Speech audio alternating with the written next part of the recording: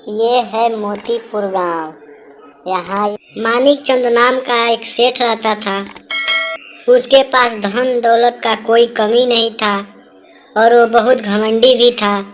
जो भी गांव वाले उसके घर जाके कुछ मदद के लिए मांगते, उन्हें वो डांट के बोलता, मैं तुम लोगों को कुछ भी देने वाला नहीं, निकल जाओ मेरे घर से, यहाँ फिर कभी मत आना। सेठ का बात सुनकर गांव वाले दुखी होके वहां से चले जाते हैं। उसी गांव में रामू नाम का किसान रहता था। उसका 2 छोटे छोटे बच्चे और उसका पत्नी भी रहती थी। रामू मानिक चंद के यहाँ खेती बाड़ी का काम संभालता। रामू मानिक चंद को कितना भी बढ़िया फसल उगा के देता। मानिक चंद रामू को डांट देता और बोलता, उतनी अच्छी फसल नहीं हुई है, आगे से ध्यान रखना। तभी रामू की पत्नी एक दिन अचानक बीमार पड़ जाती है। तभी रामू सेठ जी के घर आता है।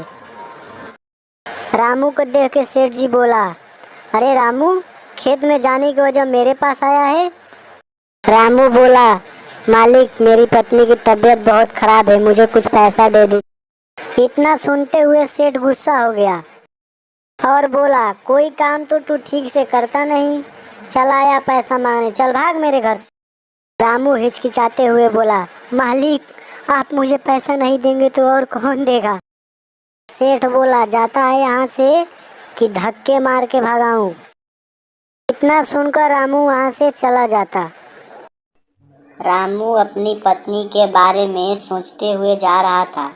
उसने देखा रास्ते में एक बूढ़ा आदमी खड़ा था। उसके पास लकड़ियों का बोझ था। तभी बूढ़ा आदमी बोला, रुको बेटा, मेरी मदद करो। तभी रामू बोला, बाबा, मैं आपका क्या मदद कर सकता हूँ, मैं तो खुद परेशान हूँ। तभी बूढ़ा आदमी बोला, बेटा, मुझे कुछ नहीं चाहिए, लकड़ी का बोझ मेरे घर तक छोड़ दो। रामू लकड़ी का बोझ लेके चल पड़ा।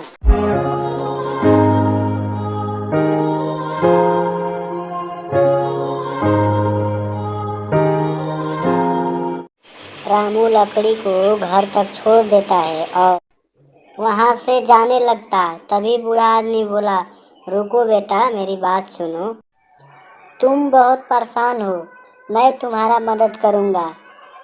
रामू बोला, आप मेरी क्या मदद करेंगे? बेटा, मेरे पास ये सोने का ईंट है, तुम रख लो, मेरा इस दुनिया में कोई नहीं, तो इसका क्या काम। रामू बोला, आपने मुझे बेटा कहा है, आज से आप मेरे साथ रहेंगे। और दोनों खुशी खुशी घर जाने लगे।